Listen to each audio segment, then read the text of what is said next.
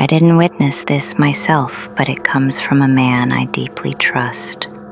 Someone I consider honest, grounded, and not the type to lie or exaggerate. I'm generally skeptical about most paranormal stories, but this one, I believe. For context, my dad was a firefighter for 25 years during the 80s and 90s. Naturally, most of his close friends were firefighters too, so growing up, I spent a lot of time around them. Some were loud and brash, others were calm and collected, but a few stood out as truly good people. One of my favorites was a man I'll call Clint. Clint was one of my dad's best friends and longtime station partner, an older African-American man from New Orleans. He was the definition of composed, polite, well-spoken, carried himself with quiet confidence. My dad, who didn't hand out compliments easily, used to say Clint was the most honest man he ever worked with. Brave, level-headed, rock-solid integrity. One night, my dad and Clint were working a volunteer shift at a local carnival, helping with fire safety and crowd control. There was a clown wandering around entertaining guests. Nothing unusual, but my dad noticed Clint acting strange all evening. Reserved, uncomfortable, almost jumpy. That was very unlike him. When my dad asked what was up, Clint quietly replied, "I just hate clowns, always have." At first, my dad laughed it off, teased him a little, but Clint didn't joke back. He just stared at my dad with this serious, haunted look, like something deep was stirring in him. So my dad, curious, asked why. That's when Clint told him. Clint said that when he was a kid, he lived in New Orleans in a small 2-bedroom apartment with his aunt. She took him in and raised him for a few years after his mom passed away. Now, Clint made it clear, his aunt wasn't cruel or abusive, but there was something off about her. A strange heaviness hung in the apartment. She had an energy that made him uneasy. His extended family used to joke that she was into voodoo or black magic, but they mostly laughed it off. Clint, though, he wasn't laughing. The apartment itself was cluttered and dimly lit, but what really got under his skin were the dolls. Dozens of them, tucked away in cabinets, perched on shelves, sitting in chairs. His aunt loved them, especially one in particular, a clown doll. It was small but grotesque, pale face, sharp smile, glassy eyes that always seemed to follow him, and his aunt doted on it like a living child, talked to it, rocked it, even tucked it into bed at night. Clint hated that thing. There was also one rule in the apartment. He wasn't allowed in the kitchen. No explanation, just strict, firm boundaries. Every time he tried to ask why, she shut him down. But sometimes late at night, Clint would hear her in there, talking, whispering, laughing softly. He'd wake up and listen from his bed, trying to make sense of it. Occasionally, he caught the scent of something baking, sweet and unfamiliar. But when he asked about it the next morning, his aunt always told him he must have been dreaming. Then came the night Clint broke the rule. He was about 10 years old, hungry and lured by the smell of warm sugar, maybe cookies. Half asleep, he wandered toward the kitchen and opened the door. He stopped, dead. His aunt stood at the counter with her back to him, and the clown doll was on the counter too, sitting upright. Its mouth was moving. It was talking to her in a low man's voice. Clint said it wasn't like ventriloquism or anything like that. The lips moved, the cheeks flexed. It was alive. Then the doll's head turned, slow and deliberate, and looked right at him. Before he could react, his aunt spun around in a panic. She screamed at him, shoved him out of the kitchen, practically dragging him by the arm. As she forced the door shut behind them, he swears he heard the clown laughing. He never went near the kitchen again, barely left his bedroom, hardly slept. His aunt told him he was just dreaming, but he knew better. He eventually left her apartment, and they didn't speak much after that. But from that point on, he was terrified of clowns. Not in a jokey, phobia kind of way.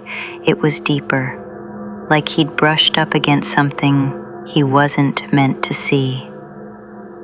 My dad, who doesn't believe in ghosts, demons, any of that, told me he could see in Clint's eyes that he wasn't lying.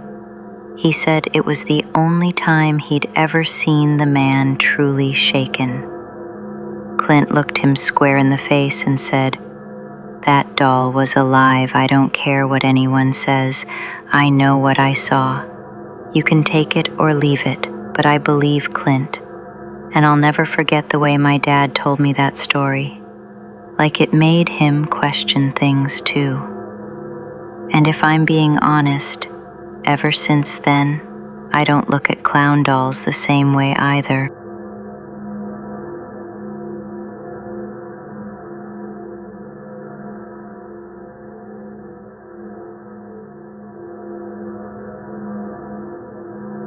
It started with the sound, not the hiss of water or the distant groan of old pipes, but something else, something wet, slithering, a rhythm beneath the everyday noise, like something breathing just beneath the drain.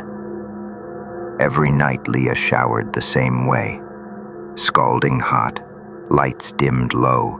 Her tired body leaned into the spray as if it could rinse the exhaustion from her bones. The apartment was small but hers.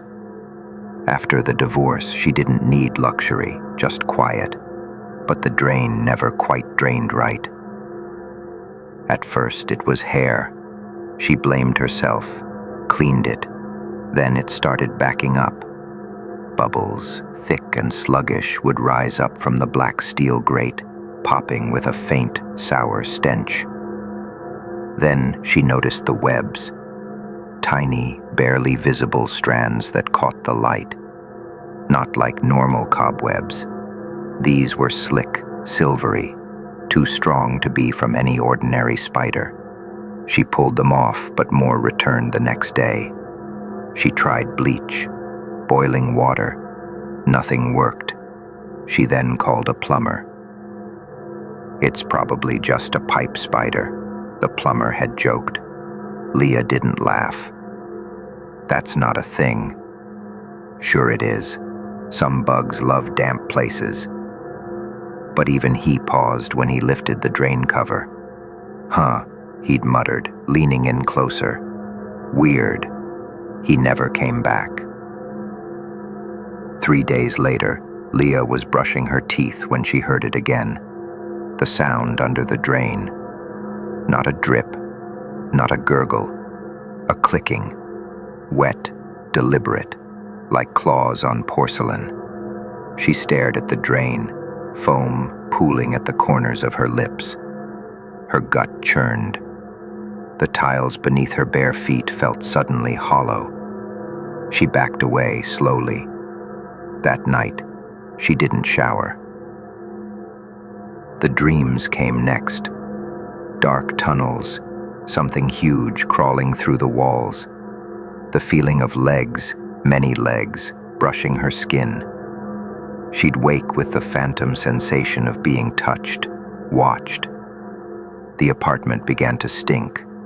Not like mildew, something organic, like wet rot. something that had been fed and was now digesting. She called animal control. They never returned her messages. Pest control found nothing. So when everything else failed, she Googled, and she found forums, the kind of places hidden 10 pages deep, people whispering about something called the Lurker, a myth, a joke, a warning. If it webs your drain, it's already made a nest. Don't stand too long. It watches from below. Never shower after midnight. It won't feed until it's full grown. That night, Leah heard the drain moan. Not the pipes. The drain. A deep, straining groan, like something pressing against it from the other side. And then, crack, the grate popped. Just slightly. Not enough to come off, just enough to shift. She stared at it for hours. Didn't sleep, didn't move, just listened. Click, click, scratch, click. The next morning there were footprints on the tub floor. Tiny at first, human-shaped, but too many of them. Then larger ones, much too large. She measured them with her hand. Each one was nearly the length of her forearm. The final night, it waited until the water ran. She was too tired, too numb, maybe even too curious. She turned on the shower. Hot steam fogged the mirror. The hiss filled the room. The comfort returned, for a moment. Then, a sudden suction gasp from the drain. She froze.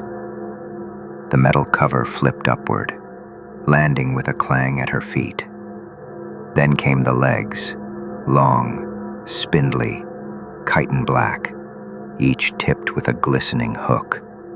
They clutched the sides of the drain and pulled something upward, something too massive to fit but still coming through. Its face emerged, if you could call it that. 8 eyes, glossy and dead, stared at her from a bloated, pulsating body. Its mouth was a gash of fangs folding outward, drooling thick strands of webbing like phlegm. Leah screamed, but not for long. It was fast, it wanted her whole, and it had waited for the pipes to hum before rising to feed. The neighbors reported a strange smell days later, a sour, earthy rot.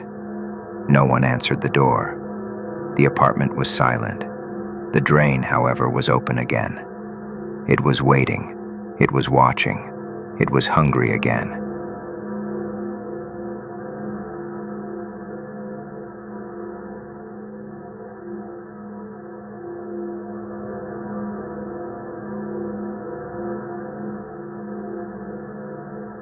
The apartment was cheap because it was old.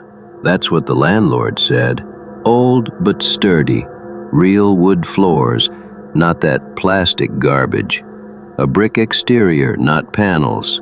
Original fixtures. Elliot moved in on a Tuesday. The walls were yellowed, the lights flickered, and the radiators hissed like snakes, but it was his. After 3 months sleeping on couches, anywhere felt like salvation, until the vents started whispering. It began subtly, a soft rustling sound, like air moving through an empty paper bag just after midnight. Then after a few days, it turned to whispers. Not full sentences, just syllables, unintelligible, like someone muttering just beneath the floorboards. At first, Elliot assumed it was the neighbors. But there were no neighbors. Apartment 3B was vacant. 3C had been unoccupied since 2014, the mail piled behind its sealed door. 3A was his. The entire 3rd floor was his, empty except for him and the vents. On the 7th night, he pressed his ear to the grate above the stove. There was no air blowing, just static. Then a voice, not loud, not sharp, but wet, like it was being spoken through a throat filled with mucus. "Elliot." He reeled back and knocked over a chair. The whisper had been soft but unmistakable. It knew his name. The next day, Elliot unscrewed the vent cover. Behind it was blackness, just a square void, deeper than it should have been. He expected a duct or pipe, something architectural, but the space kept going. He slid his phone inside with the flashlight on and took a video. When he reviewed it, the footage showed walls covered in carpet, floral print carpet, like a hotel hallway from the 1970s. No dust, no metal, no insulation, just floor after floor of soft, endless hallways. In one frame, the phone caught something at the end of the crawl space. 2 bare feet, facing him. The voice returned the following night. This time it didn't just say his name, it hummed. The tune was familiar. A lullaby, one his mother used to sing when he was 6. He tried to ignore it. Plugged his ears, blasted music, left the apartment and slept in his car. But it followed. Every time he closed his eyes, a tunnel, carpeted, yellow, faint static in the distance. Something waiting at the end. He called the landlord. "Do you have access to the blueprints of this place?" "Why?" "Because the vents don't lead to anything." The landlord laughed. "Old building," he said. "It shifts. Probably mice or memories. This place is full of them." "Memories?" Elliot asked. "People used to say it remembers you." Click. Elliot ripped out the vent above his bed and crawled inside. It wasn't metal, it was carpeted. Same old pattern, smelled like mothballs and expired perfume. 50 feet in, he found a door, a wooden door. Inside, a nursery, dustless, pink wallpaper, a rocking chair slowly creaking, a crib that had scratch marks along the rim, a tape recorder on the dresser, still playing. "Go to sleep now, time to sleep. We love you, we love you, we love you." The voice was his mother's. She died when he was 10. He kept exploring. The tunnels changed behind him. Sometimes they led to classrooms, sometimes to bedrooms that looked like ones he remembered but had never been in. Then he found the mirror room. Hundreds of them, arranged in a circle. In the center, himself, but older. Hair gray, eyes sunken, thin, pale, wearing the same clothes Elliot had put on 2 days ago. This version of him didn't speak, just smiled. The same smile Elliot saw in his own nightmares as a kid, a twisted, knowing grin. The voice returned.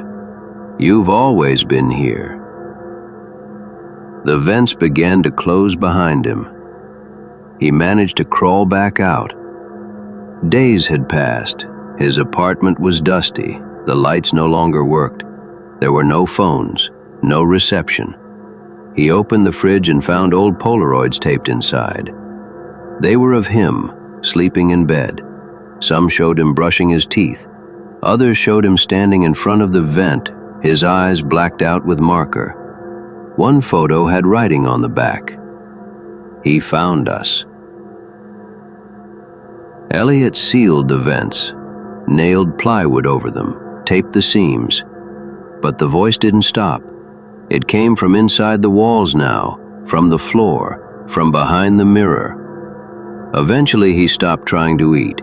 He stood in the center of the room, eyes bloodshot, and whispered back, "What do you want?" The reply was soft, almost kind. "To come home." That night, Elliot disappeared. The landlord found the apartment empty, but the floor was warm, carpeted, with floral patterns,